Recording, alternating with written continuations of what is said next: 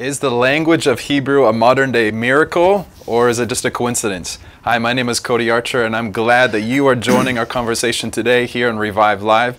I've got Asher Intrater with me today, and we're going to discuss what is the importance of the Hebrew language, where did it come from, why is it important that Israelis are using it today, and should you be learning Hebrew? That's a question we want to talk about today. Hey, Asher, thanks for being with me today. Great. And before we jump in, I wanted to say a thank you to our partners around the world. We have so many of you who are praying with us, you're giving financially, you're standing with us in faith for breakthrough here in the works that we're doing and the congregations that we're strengthening. And so we just want to say thank you again, as always, from the bottom of our hearts. Thank you for being strategic partners with us in this work on the ground here in the land of Israel. We love you guys so much. Well, Asher, let's jump in and talk about this topic of Hebrew. And as an introduction, I want to just say that some of our friends around the world, even watching us right now, they may not realize that we as a ministry, Revive Israel, are based off of Hebrew. We meet in Hebrew, we write emails in Hebrew, and really we try as much as possible to function in Hebrew. And a lot of people could even get offended by that or may not understand, you know, English is maybe the international language around the world. Why is there such an emphasis on Hebrew in that ministry? And so I want to talk about that. But before we do that, I really want to hear your story first. How did you come to speak Hebrew? Did you grow up in a family that spoke Hebrew? Give us a little of the background. Well, my background of Hebrew, of course, I was born in the United States, and I was raised in a synagogue. So I knew synagogue Hebrew when I grew up, which is a little bit Aramaic, like the Kaddish, Yisgadavid Gadashimei Rabbah, and also a little bit of the Hebrew prayers, Baruch Atah Adonai. I grew up with that, and so I had a little bit of base in that sense, but had no real functioning ability in Hebrew other than to be able to function in a synagogue.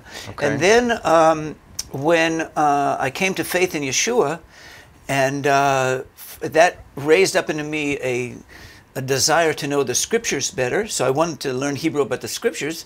And that also, when I came to know Yeshua, that he's not only the Son of God, he's the Son of David, and he's a Jew, and himself he was Hebrew speaking, it raised up in me a new love for my own ethnic, cultural identity as a Jew myself. So I think both when I came to faith in Yeshua, both the idea of knowing the scriptures better and knowing myself as a Jew. And then there was a third stage of, after reading the Bible, of seeing that our call to live in Israel, that at that point I began to renew my study of Hebrew, both in biblical Hebrew and modern Hebrew, after I came to faith in Yeshua when I was in my late 20s. So when would you say that it was kind of the first period of time that you actually started speaking fluently in Hebrew? Well, speaking fluently is just relative of how well you do it. As I say, I would say within a year of when I came to faith in Yeshua, it was obvious to me that the language was very important for all three of those reasons: the scriptures, our identity, and the restoration of the nation of Israel.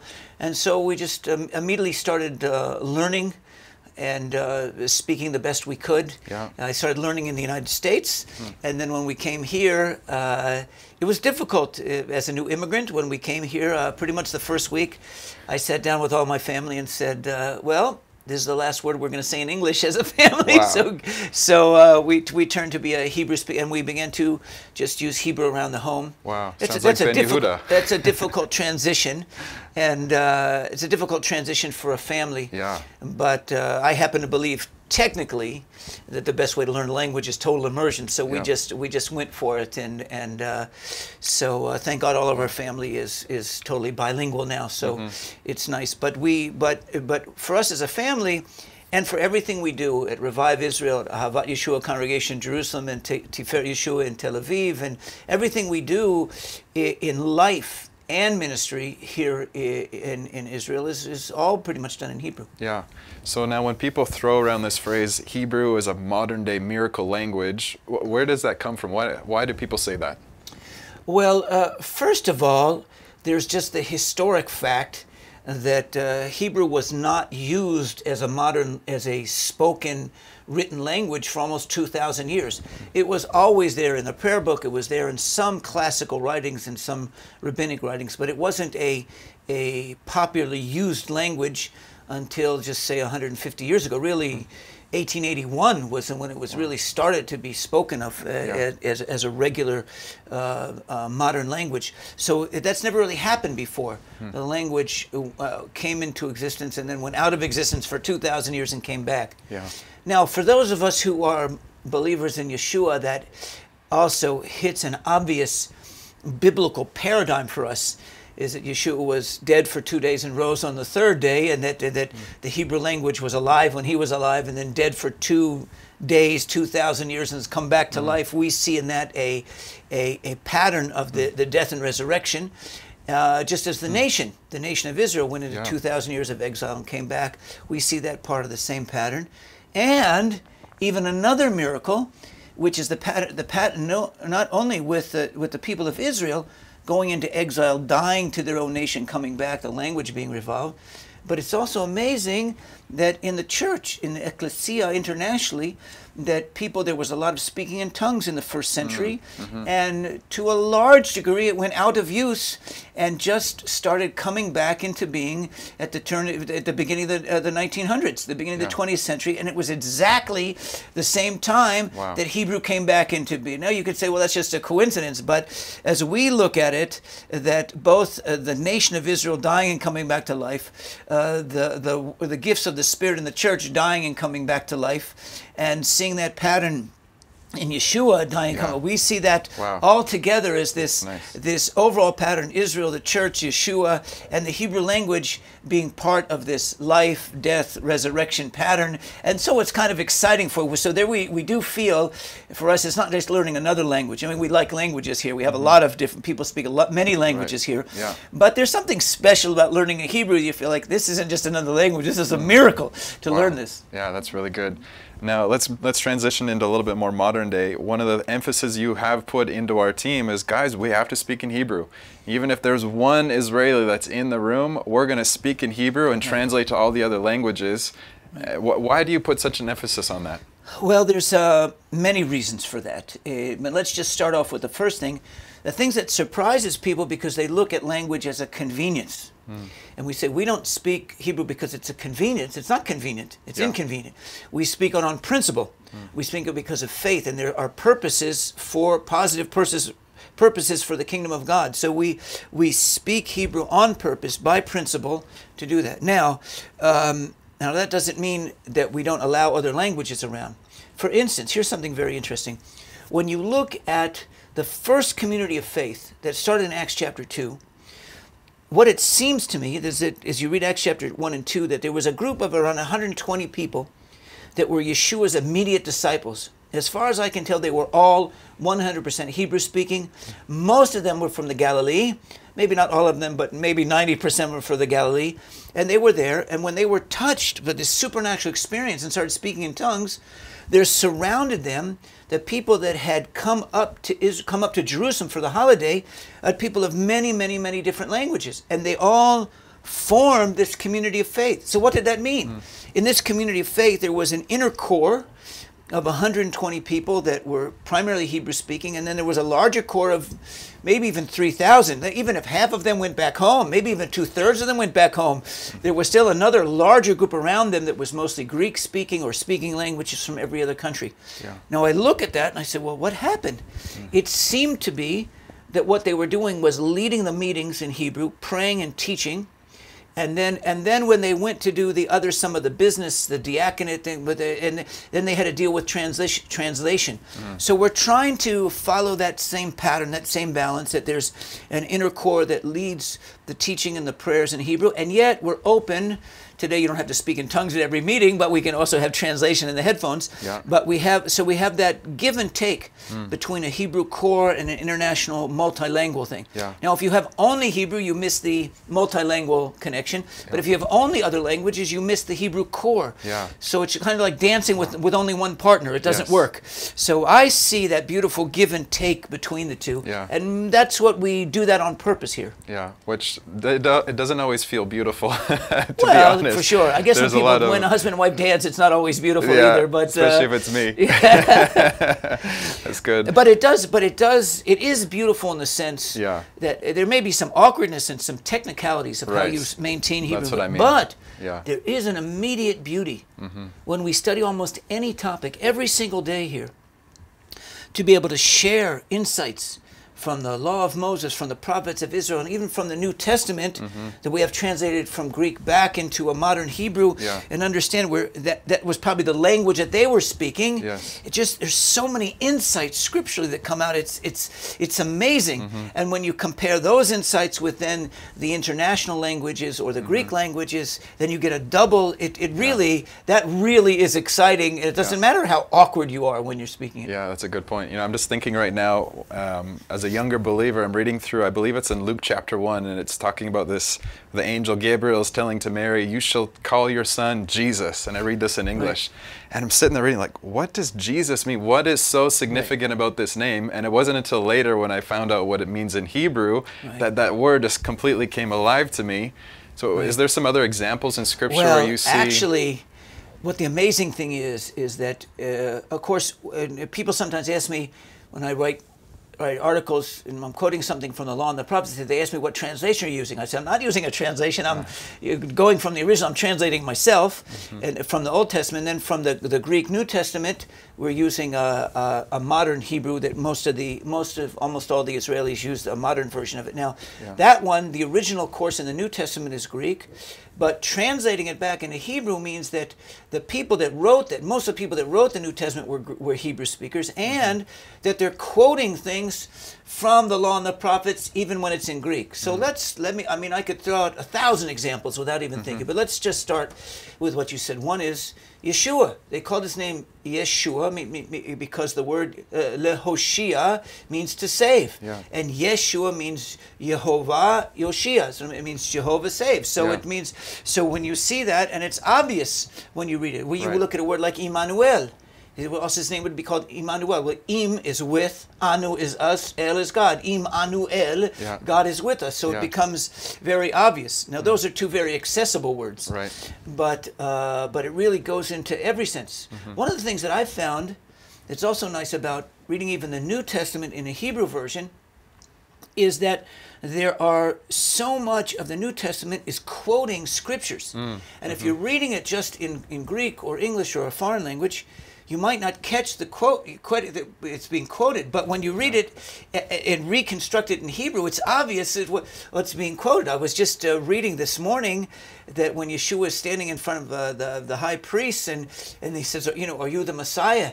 And he says, yes, I'm the Son of Man, and I'll be at the right hand of God, and the power will be coming with the clouds. And it's so obvious when you look at the Hebrew that he's quoting Psalm 2, he's quoting Psalm 110, he's quoting Daniel 7, he's quoting, and it becomes obvious because the words are the same words. Yes. It's much more easier.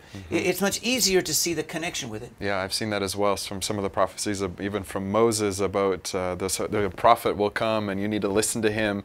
It is word for word, the way they translate it in Hebrew in the New Testament. So when you have those connections, there's other ones as well. It's like, I totally missed this in English, but it's so clear when I read it in Hebrew. Now, there's a couple other aspects to this, because you and I are both, we're very committed to meditating on scriptures and wanting to get the meaning out of it. And that was probably the first thing that motivated me, was to get to make sure I was getting to the original meaning of the text. Yeah. But when one of the things you see, and one of the most accessible things when you start looking at even some of the New Testament in Hebrew, is a connection of the names. For instance, to realize that Mary's name wasn't Mary, it was Miriam. When you connect Miriam, and that connects you back to Miriam, the sister of Moses, and the prophecies of her being the first prophet, and it's being carried on to her. Wow. Or here's another one that's amazing, when you have the two brothers of Zebedee, who are two of Jesus' top disciples. That makes no sense. But you realize in Hebrew it's talking Zavdi, which is one of the names in the Old Testament. It's also connected with the name Zevulun. Yeah. So you really 12 Zebedee tribes. is an updated Hebrew version of the name Zebulun. Yes. And you just begin to see the word, the name connections. But it really happens with every, first with names and then with verse citations. Yeah. But here's another thing I wanted to say, and that it also has to do with concept. Here's an interesting one, again, of thousands.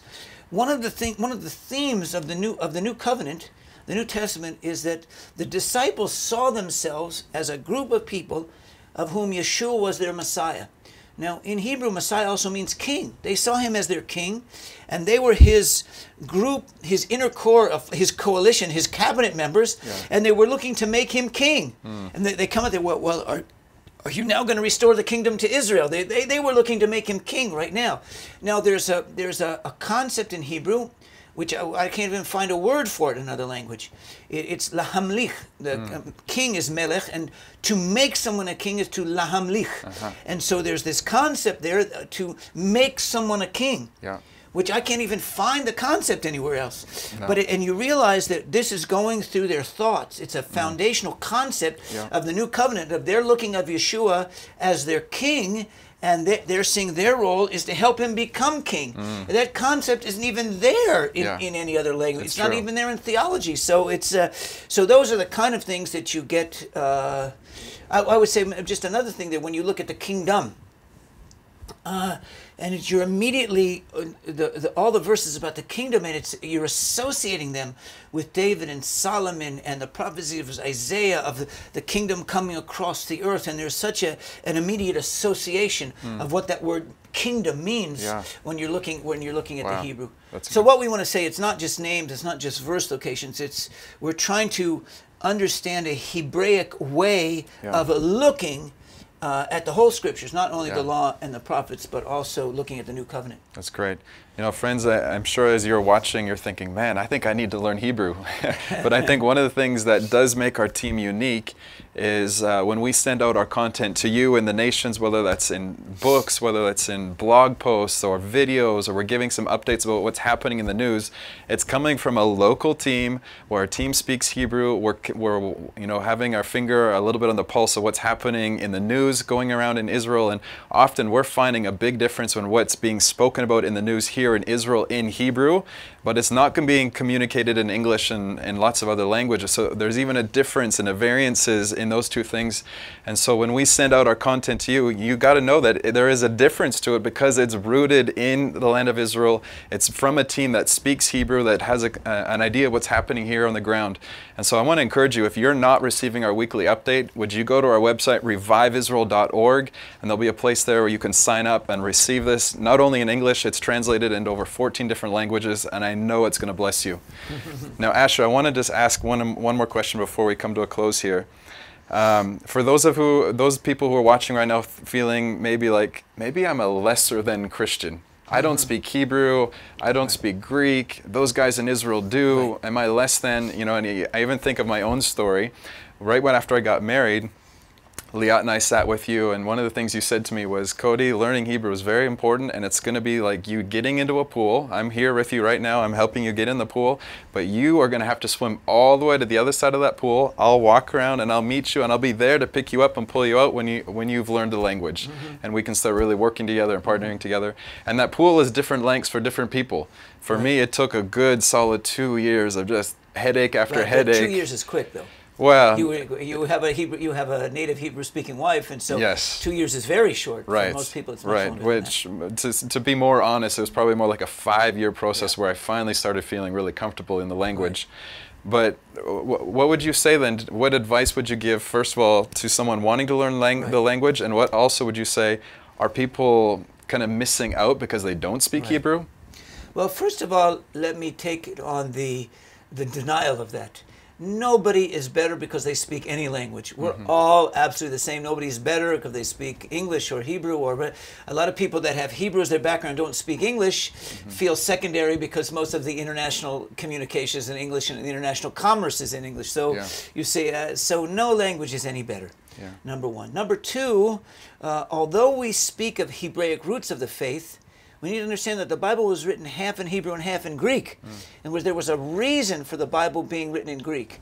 In other words, we are looking to restore the Hebrew roots because it was lost. But ultimately, there's a total balance. I don't believe in just a Hebrew view of the Scriptures. I believe in a balanced Hebrew and Greek, Hebrew and Israelite and international, Israel and the church. We have both views. It's like we have two eyes. So we're not in Hebrew only. That's not what we're talking about. We're talking about getting to the right balance between them. So nobody's any better for any language, and there's no pride about it. People also ask me about translations. I want to tell you that most of the translations I read are good, they're excellent, and a lot of times when even for native Israelis, when you read there's things in the Old Testament, the Law and the Prophets, it's difficult to get it. You have to go to a translation to see how the scholars have looked at that particular verse. You have to learn from the translation. You can't even get it. So let's remove the whole pride issue. That's not what we're talking about. Are there some advantages? Well, there's some advantages in learning biblical Hebrew, just like there is learning some biblical Greek.